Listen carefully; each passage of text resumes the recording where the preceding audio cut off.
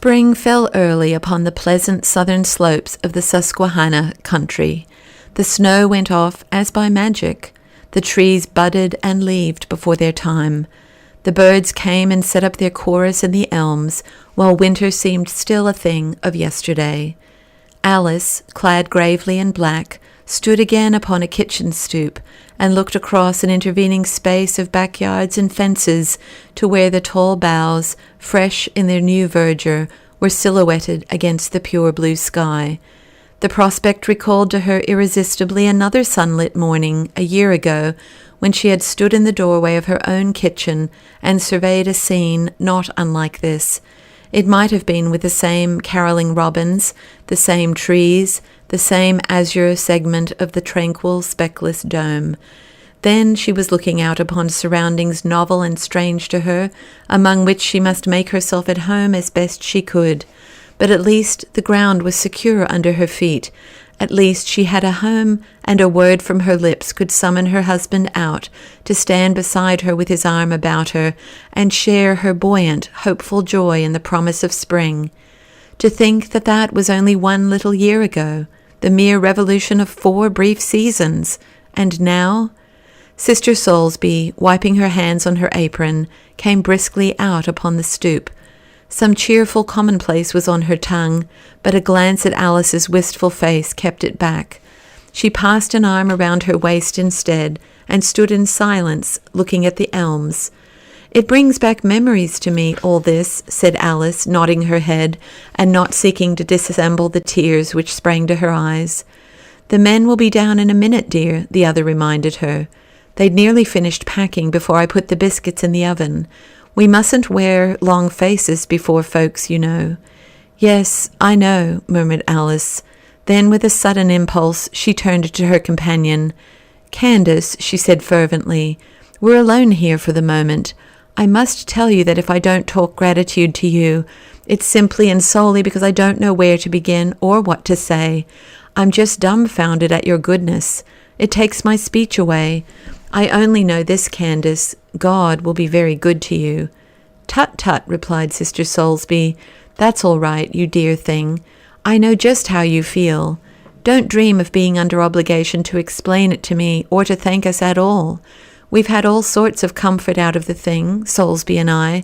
We used to get downright lonesome here all by ourselves, and we've simply had a winter of pleasant company instead. That's all.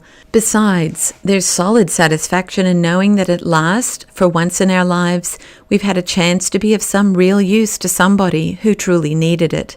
You can't imagine how stuck up that makes us in our own conceit. We feel as if we were George Peabody and Lady Burdett Coutts and several other philanthropists thrown in. No, seriously, don't think of it again. We're glad to have been able to do it all, and if you only go ahead now and prosper and be happy, why, that will be the only reward we want." "I hope we shall do well," said Alice. "Only tell me this, Candace. You do think I was right, don't you, in insisting on Theron's leaving the ministry altogether? He seems convinced enough now that it was the right thing to do, but I grow nervous sometimes lest he should find it harder than he thought to get along in business and regret the change and blame me." "I think you may rest easy in your mind about that," the other responded. "Whatever else he does, he will never want to come within gunshot of a pulpit again. It came too near murdering him for that." Alice looked at her doubtfully. "Something came near murdering him, I know, but it doesn't seem to me that I would say it was the ministry, and I guess you know pretty well yourself what it was. Of course, I've never asked any questions, and I've hushed up everybody at Octavius who tried to quiz me about it, his disappearance and my packing up and leaving and all that. And I've never discussed the question with you, but—" "No, and there's no good going into it now," put in Sister Soulsby with amiable decisiveness. "It's all past and gone. In fact, I hardly remember much about it now myself. He simply got into deep water, poor soul, and we fished him out again safe and sound, that's all. But all the same, I was right in what I said. He was a mistake in the ministry." "But if you'd known him in previous years," urged Alice plaintively, "before we were sent to that awful Octavius, he was the very ideal of all a young minister should be.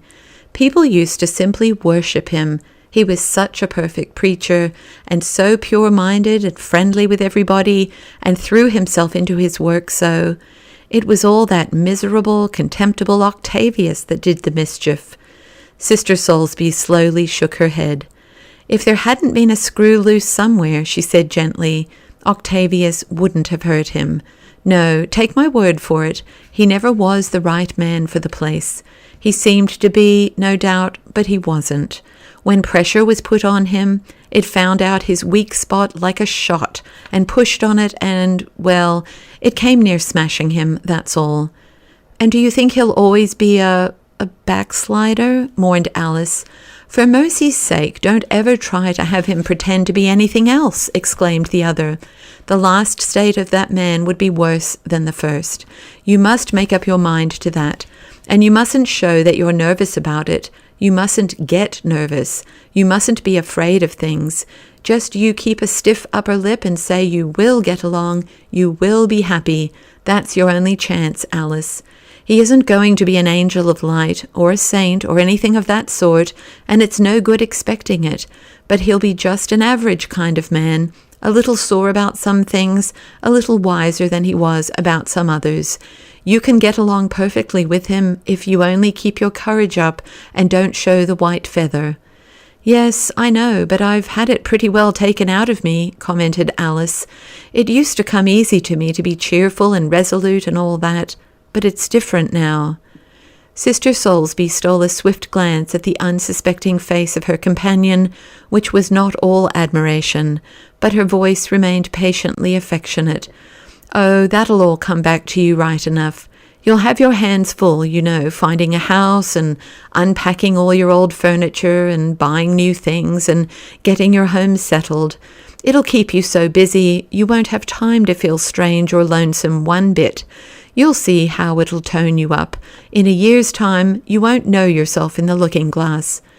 Oh, my health is good enough, said Alice, but I can't help thinking, suppose Theron should be taken sick again, away out there among strangers. You know, he's never appeared to me to have quite got his strength back. These long illnesses, you know, they always leave a mark on a man. Nonsense, he's as strong as an ox, insisted Sister Soulsby. You mark my word, he'll thrive in Seattle like a green bay tree. Seattle, echoed Alice meditatively.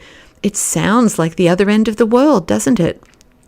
The noise of feet in the house broke upon the colloquy, and the women went indoors to join the breakfast party. During the meal, it was Brother Soulsby who bore the burden of the conversation. He was full of the future of Seattle and the magnificent impending development of that whole section. He had been out there years ago when it was next door to uninhabited. He had visited the district twice since, and the changes discoverable each new time were more wonderful than anything Aladdin's lamp ever wrought. He had secured for Theron, through some of his friends in Portland, the superintendency of a land and real estate company, which had its headquarters in Seattle, but ambitiously linked its affairs with the future of all Washington Territory. In an hour's time, the hack would come to take the Wares and their baggage to the depot, the first stage in their long journey across the continent to their new home. Brother Soulsby amiably filled the interval with reminiscences of the Oregon of 20 years back, with instructive dissertations upon the soil, climate, and seasons of Puget Sound and the Columbia Valley, and, above all, with helpful characterizations of the social life which had begun to take form in this remotest West. He had nothing but confidence, to all appearances, in the success of his young friend now embarking on this new career. He seemed so sanguine about it that the whole atmosphere of the breakfast room lightened up, and the parting meal, surrounded by so many temptations to distraught broodings and silences as it was, became almost jovial in its spirit. At last it was time to look for the carriage. The trunks and handbags were ready in the hall, and Sister Soulsby was tying up a package of sandwiches for Alice to keep by her in the train. Theron, with hat in hand and overcoat on arm, loitered restlessly into the kitchen and watched this proceeding for a moment. Then he sauntered out upon the stoop and lifting his head and drawing as long a breath as he could, looked over at the elms. Perhaps the face was older and graver. It was hard to tell.